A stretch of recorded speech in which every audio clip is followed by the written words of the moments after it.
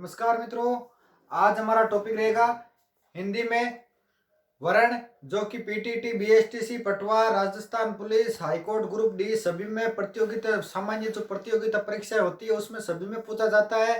ये हिंदी का बहुत ही महत्वपूर्ण टॉपिक है। यहाँ से ही हमारी हिंदी की शुरुआत होती है, हिंदी व्याकरण की शुरुआत होती है और हर प्रतियोगिता परीक्षा में इसे क्वेश्चन बनता है और क्वेश्चन पूछा भी जाता है हर बार। तो हमारा टॉपिक है वर्ण।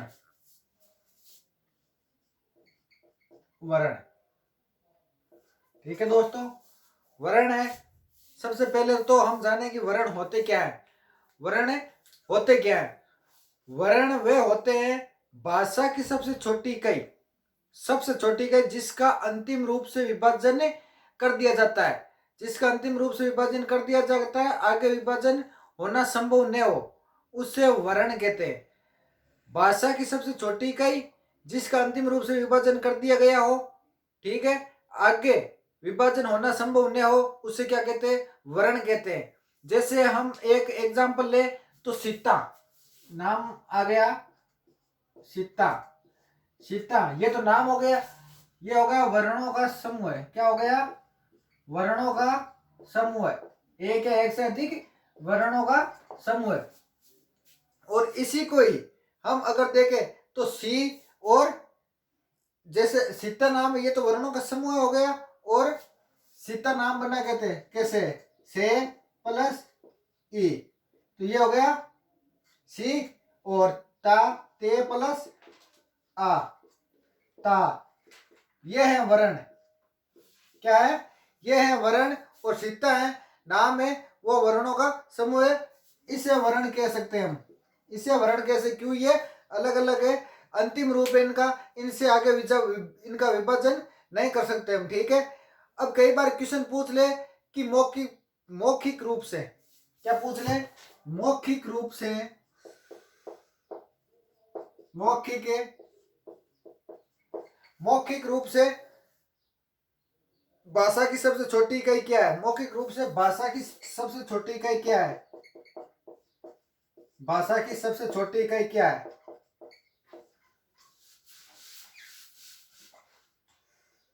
भाषा की सबसे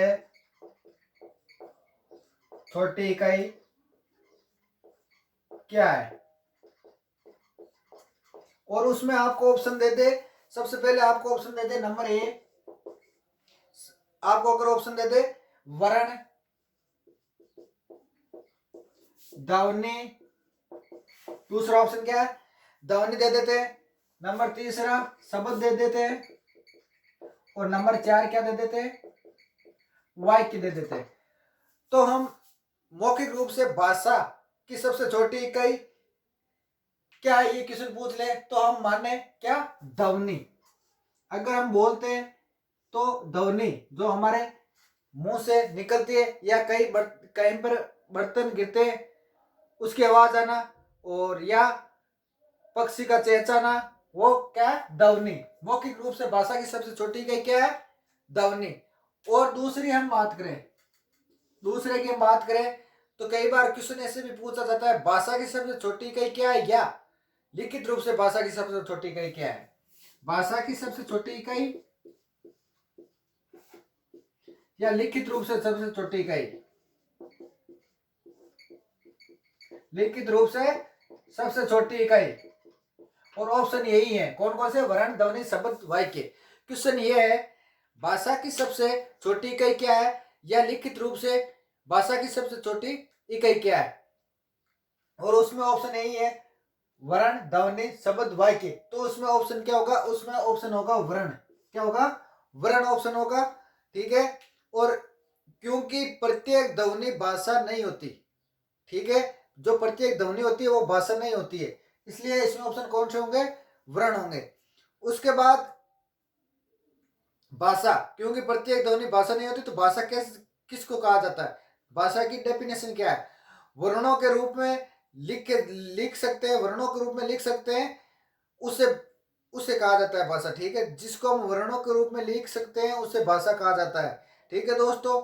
और एक क्वेश्चन ये भी बनता है, तीसरा क्वेश्चन, हम देखें सार्थक रूप से भाषा की सबसे छोटी इकाई क्या है। अगर आपसे पूछ ले सार्थक रूप से भाषा की सबसे छोटी इकाई क्या है, सार्थक रूप से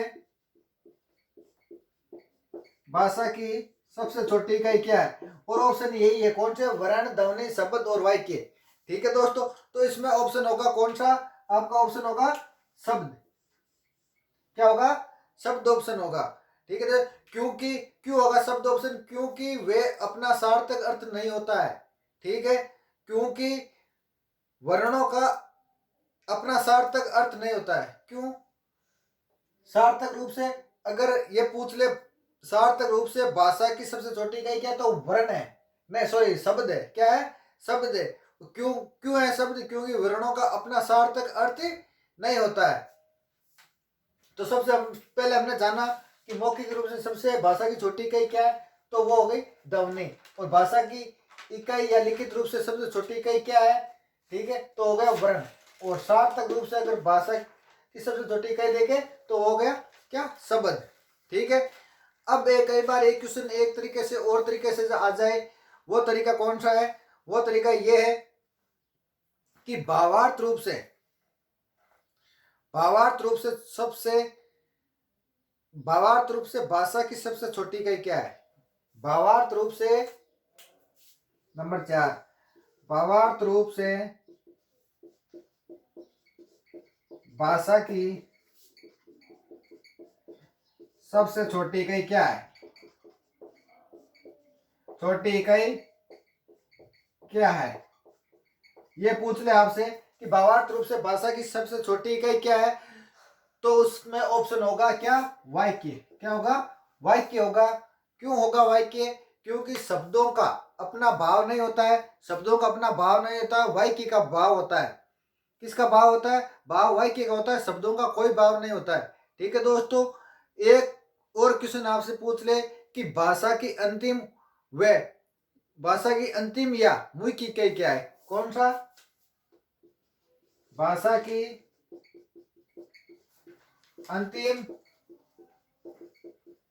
या मुख्य इकाई क्या है, मुख्य इकाई क्या है, भाषा की अंतिम या मुख्य इकाई क्या है, तो वो क्या है, वाक्य। क्या है दोस्तों, वाक्य है। भाषा की अंतिम इकाई या मुख्य इकाई क्या है, वाक्य है। ठीक है, आगे बात समझ में, आगे चलूं तो आगे हम अध्ययन करेंगे कि वर्णों के प्रकार कितने हैं, वर्णों के भेद कितने हैं, कितने प्रकार के होते हैं, कितने भेद है वर्णों के, उसके बारे में हम देखेंगे। तो सबसे पहले वर्णों के, सबसे पहले क्या देखेंगे, वर्णों के भेद देखेंगे। वर्णों के भेद, तो दोस्तों वर्णों के भेद कितने होते हैं, दो प्रकार के होते हैं, दो भेद है वर्णों, कितने भेद है, दो भेद है, दो भेद कौन कौन से, दो भेद है, एक तो गए आपके स्वर और एक हो गए आपके व्यंजन, स्वर और व्यंजन, ये क्या है, वर्णों के भेद है दो। ठीक है, स्वर कौन कौन से, आपके ए आ, और व्यंजन कौन से, के वो व्यंजन हो गए। ठीक है, सबसे पहले हम जानेंगे स्वर किस चीज को कहते हैं, क्या होता है। ठीक है दोस्तों, डेफिनेशन ऑफ स्वर, स्वर क्या होता है। ठीक है, स्वर, स्वर जिसका उच्चारण स्वतंत्र रूप से किया जा सके, जिसका उच्चारण स्वतंत्र रूप से किया जा सके, अर्थात जिसका उच्चारण में किसी अन्य वर्ण की सहायता न लेनी पड़े, जिसका उच्चारण स्वतंत्र रूप से किया जा सके, अर्थात जिसका उच्चारण में किसी अन्य वर्ण की सहायता न लेनी पड़े, उससे क्या कहते हैं, हम स्वर कहते हैं। यह हो गई स्वर की परिभाषा। अब हम देखेंगे कि व्यंजन किसको कहते हैं, व्यंजन, डेफिनेशन ऑफ व्यंजन किससे कहते हैं, व्यंजन कहते हैं दोस्तों स्वरों की सहायता, स्वरों की सहायता से उच्चारित होने वाली जो ध्वनि है, स्वरों की सहायता से जो उच्चारित होने वाली ध्वनि है, उससे व्यंजन कहते हैं। ठीक है, अब कई बार क्या क्वेश्चन आ जाता है कि हिंदी में स्वरों की संख्या कितनी है, क्या है, हिंदी में स्वरों की संख्या कितनी है? संख्या कितनी है? तो दोस्तों बात करें हिंदी में स्वरों की संख्या कितनी है? हिंदी में स्वरों की संख्या 11। कितनी है? एक एक 11 है। ठीक है दोस्तों, 11 स्वरों को अब आपसे पूछ ले 11 स्वरों को कितने भागों में बांटा गया है? कितने भागों में बांटा गया 11 स्वरों को? भागों में बांटा गया है। आपसे पूछ ले कि स्वरों को कितने भागों में बांटा गया है, तो दोस्तों यहां ध्यान रखना स्वरों को 2 भागों में बांटा गया है। कितने भागों में बांटा गया है? स्वरों को 2 भागों में बांटा है। कौन कौन से 2 स्वर है? एक तो है ह्रस्व या लघु, बोल दो ह्रस्व या लघु स्वर, और दूसरा कौन सा है? दीर्घ स्वर। कौन सा? दीर्घ स्वर। लघु स्वर व दीर्घ स्वर। अब हम बात करें 11 स्वर। 11 स्वर कौन कौन से? 11 स्वर ए, आ, ई, उ, री और ए, आई, औ। कौन से? 11 ए, आ, ई, उ, री, ए, आई, औ। हो गए 1 2 3 4 5 6 7 8 9 10 11। हो गए 11। ठीक है, ये क्या 11 स्वर है। ठीक है दोस्तों, अब हम बात करते हैं 11 स्वर है ये ए, आ, ई, उ, और 11 स्वरों को कितने भागों में बांटा गया? तो 2 भागों में बांटा गया। कौन कौन से? ह्रस्व या लघु स्वर या दीर्घ स्वर। ठीक है दोस्तों, अब हम बात करेंगे ह्रस्व स्वर होते कितने? तो ह्रस्व स्वर होते हैं 4 प्रकार के। कितने भागों में बांटा गया इनको? इनको 4 भागों में बांटा गया। किनको? ह्रस्व स्वरों को कितने भागों में? 4 भागों में बांटा गया। ह्रस्व स्वर बोल दो, लघु स्वर बोल दो या मूल स्वर बोल दो। क्या बोल दो? मूल स्वर बोल दो। ठीक है, इनको 4 भागों में बांटा गया। अब बात करें मूल स्वर, ह्रस्व स्वर या लघु स्वर कैसे, किसको कहते हैं? जिस स्वर के खंड में जिस स्वर के खंड एवं टुकड़े न हो या जिस स्वर में अन्य किसी स्वर की ध्वनि न आए, उसे मूल स्वर कहा जाता है। क्या कहा जाता है? मूल स्वर किसे कहते हैं? देखो, जिस स्वर के खंड एवं टुकड़े न हो या जिस स्वर में अन्य किसी स्वर की ध्वनि न आए, उसे मूल स्वर कहा जाता है। और कितने प्रकार है? 4 प्रकार है। 4 कौन कौन से? ए, ई, उ, री, ये 4 हैं। कौन कौन से? ए, ई, ओ, री। ये ह्रस्व या मूल स्वर माने जाते हैं। क्या माने जाते हैं? ह्रस्व या मूल स्वर माने जाते हैं। अब हम बात करेंगे कि दीर्घ स्वर या द्वितांत्रिक स्वर या गुरु स्वर। क्या बोलते हैं? गुरु स्वर भी बोल सकते हैं इनको। ठीक है दोस्तों, गुरु स्वर बोल दो, दीर्घ स्वर बोल दो या द्विमात्रिक स्वर बोल दो। क्या? द्विमात्रिक स्वर बोल दो। तीनों एक ही चीज है। अब इनकी हम बात करेंगे ए, ई, ओ, री। 11 में से 4 तो ये हो गए, तो बाकी कितने बचे? बाकी बचे 7। तो ये होते हैं कितने? 7 होते हैं। जिसमें से ए, एक तो ये निकाल दो, एक ई ये निकाल दो, एक उ ये निकाल दो, एक ये निकाल दो। बाकी 7 क्या है? 1 2 3 4 5 6 7। बाकी क्या है? दीर्घ या गुरु स्वर है। इनमें से 4 ये निकाल दो, बाकी क्या है? दीर्घ या गुरु स्वर है। ठीक है दोस्तों, अब देखो, सबसे पहले हमने क्या पढ़ा? भाषा की सबसे छोटी इकाई क्या होती है? वर्ण होती है। वर्ण किससे कहते हैं? रिपीट कर रहा हूं एक बार जिसका अंतिम रूप से विभाजन कर दिया है, जिसके आगे विभाजन होना संभव नहीं है, उसे क्या कहते हैं? वर्ण कहते हैं। मौखिक रूप से हमने क्या पढ़ा था? मौखिक रूप से भाषा की सबसे छोटी इकाई क्या है? तो वो है ध्वनि। और भाषा की सबसे छोटी इकाई क्या है? वो है वर्ण। या अब हम बात करें लिखित रूप से भाषा की सबसे छोटी इकाई क्या है? वो भी क्या है? वर्ण है। सार्थक रूप से हम देखें भाषा की सबसे छोटी इकाई क्या है? तो वह है शब्द। और भावार्थ रूप से भाषा की सबसे छोटी इकाई की हम बात करें तो वो क्या है? वाक्य। और व्याकरण की अंतिम या मुख्य इकाई क्या है? वो है वाक्य। अंतिम एवं मुख्य क्या है? वाक्य। जो वर्णों शब्दों वाक्यांश से मिलकर बना होता है। ठीक है, मौखिक रूप से छोटी इकाई क्या हो गई? ध्वनि। क्या हो गई? ध्वनि हो गई। मौखिक रूप से छोटी इकाई क्या है? ध्वनि, जो बर्तनों के बाजने से, पक्षी के चहचहाने से आवाज निकलती है। ठीक है, लिखित रूप से छोटी इकाई क्या है? लिखित रूप से भाषा की सबसे छोटी इकाई क्या है? वो है वर्ण। ठीक है, और उसके बाद हम बात करें वर्णों का सार्थक समूह हो जाता है, उसे क्या कहते हैं? उसे हम कहते हैं शब्द। ठीक है दोस्तों, और उसके बाद शब्दों के बाद इकाई आती है। क्या आती है? इकाई। इकाई क्या आती है? पद। क्या होती है? पद, स्थान। ठीक है, फिर पद के बाद क्या आता है? वाक्यांश। क्या आता है? वाक्यांश आता है, और वाक्यांश के बाद में क्या आता है? वाक्य। इन सब चीजों से मिलकर बना होता है क्या? वाक्य। इतनी चीजों से मिलकर क्या बनाता है? वाक्य। ध्वनि के बाद में वर्ण, वर्ण के बाद शब्द, शब्द के बाद पद, पद के बाद में वाक्य, वाक्य के बाद वाक्यांश के बाद में क्या? वाक्य। लास्ट में अंतिम रूप में क्या है? वाक्य आता है। ठीक है दोस्तों, अब हम बात करें शब्द और पद में क्या अंतर है। शब्द में और पद में क्या अंतर है? ठीक है, शब्द क्या होता है? शब्द वर्णों का सार्थक समूह तक स्वतंत्र वाक्य में प्रयोग किया जाता है। जिसका स्वतंत्र वाक्य में प्रयोग किया जाता है उसे शब्द कहते हैं। जैसे देखो, एक बार देखो, रिपीट कर रहा हूं, क्या? शब्द वर्णों का सार्थक समूह जब तक स्वतंत्र वाक्य में प्रयोग नहीं किया जाए, क्या? नहीं जाए। ठीक है, उसे क्या कहते हैं? शब्द कहते हैं। जैसे राम, उदाहरण क्या है? राम।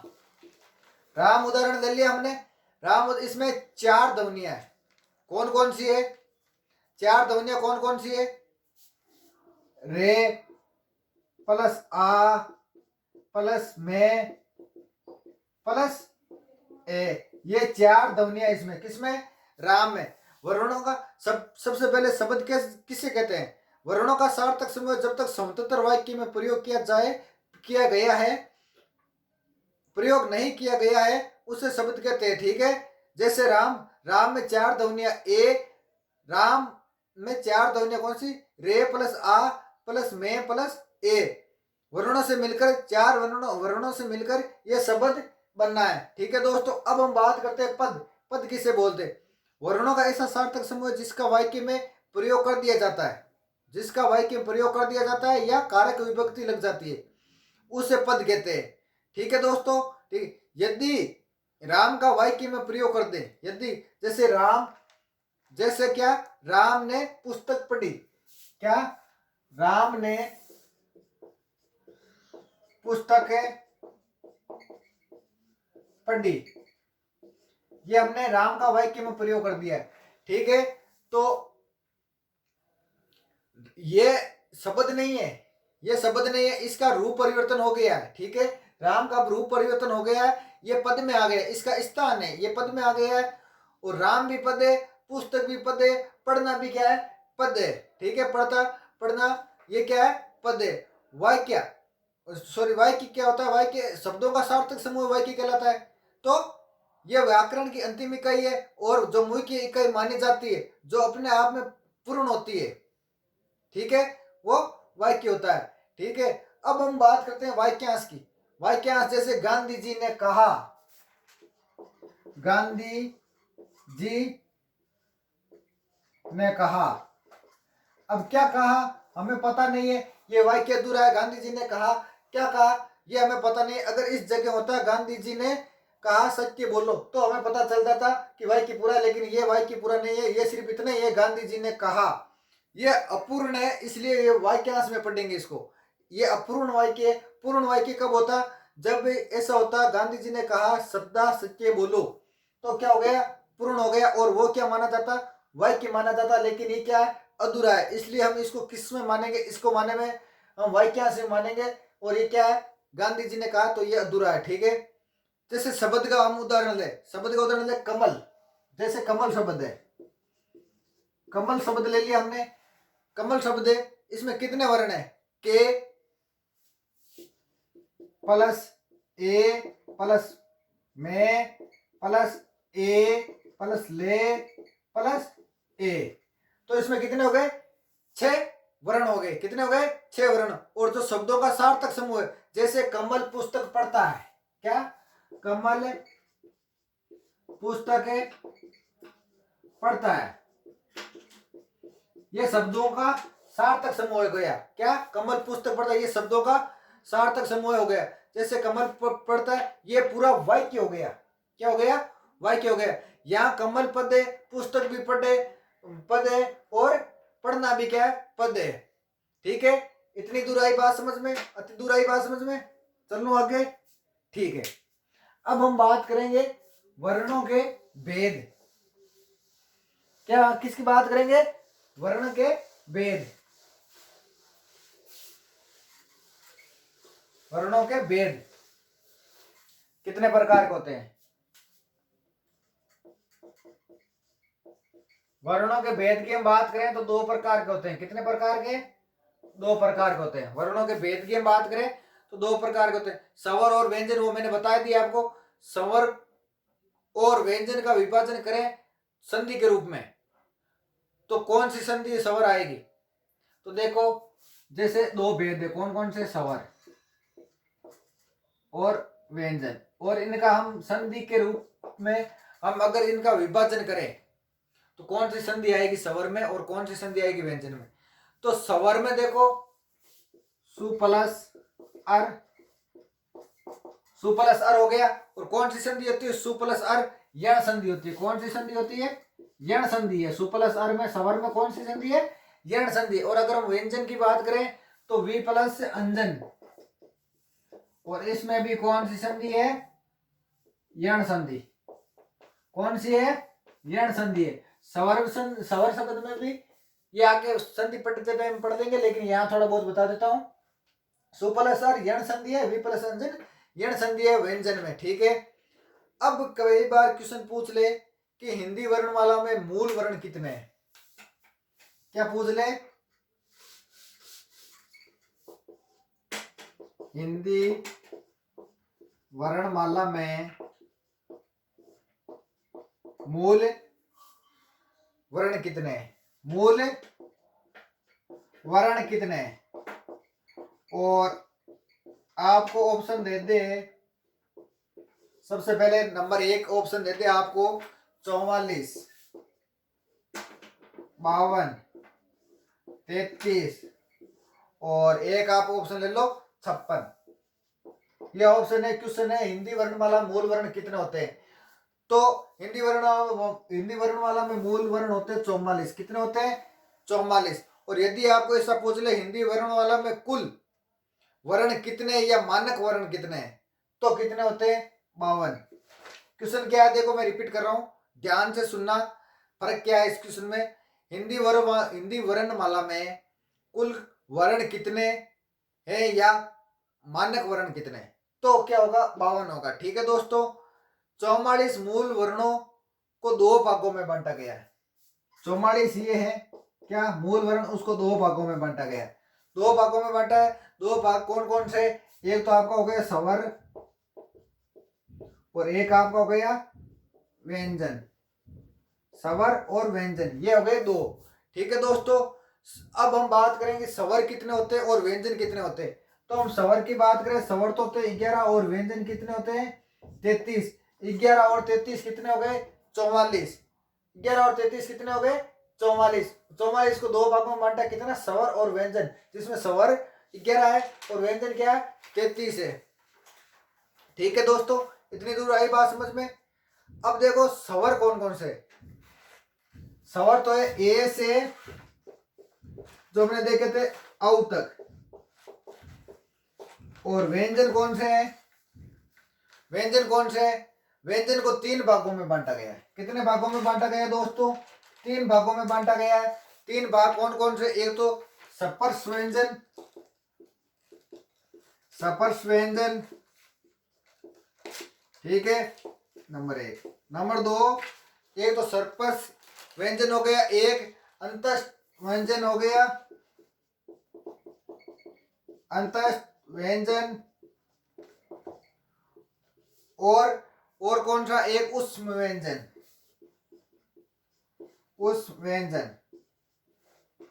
ठीक है दोस्तों, ये 3 प्रकार के व्यंजनों को 3 भागों में बांटा गया है, जिसमें देखो सबसे पहले स्पर्श व्यंजन। स्पर्श व्यंजन तो होता है के से लेकर मैं तक, के से लेकर मैं तक।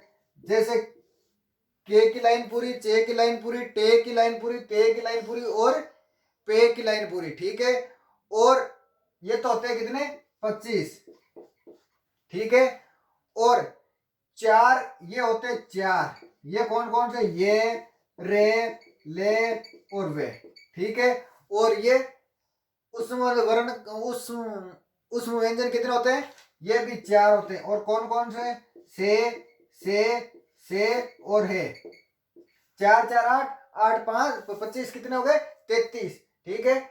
एक बार रिपीट कर रहा हूं, देखना दोस्तों, वर्णों के भेद कितने, 2, स्वर और व्यंजन, ठीक है, स्वर और व्यंजन। अब आपको पूछ ले कि हिंदी वर्णमाला के मूल वर्ण कितने हैं, तो 44 है, 44 है, ठीक है। 2 स्वर कितने, 11 है, व्यंजन कितने, 33 है। 11 कौन कौन से, ए से लेके औ तक, जो मैंने पहले बताए थे, ठीक है, ए आ ई री ए आई औ, ठीक है। व्यंजन कितने, 33 है। इनको 3 भागों में बांटा है। स्पर्श व्यंजन कितने होते हैं, 25 होते हैं। और कौन कौन से होते हैं, ये तो के वाली लाइन, एक चे वाली लाइन, एक टे वाली लाइन, एक ते वाली लाइन, एक पे वाली लाइन, ये हो गए 25। अंतस्थ व्यंजन कितने, 4 है, ये रेल ले वे, ठीक है। उस व्यंजन कितने, 4 है। कौन कौन से है, ठीक है दोस्तों। अगला नेक्स्ट वीडियो में।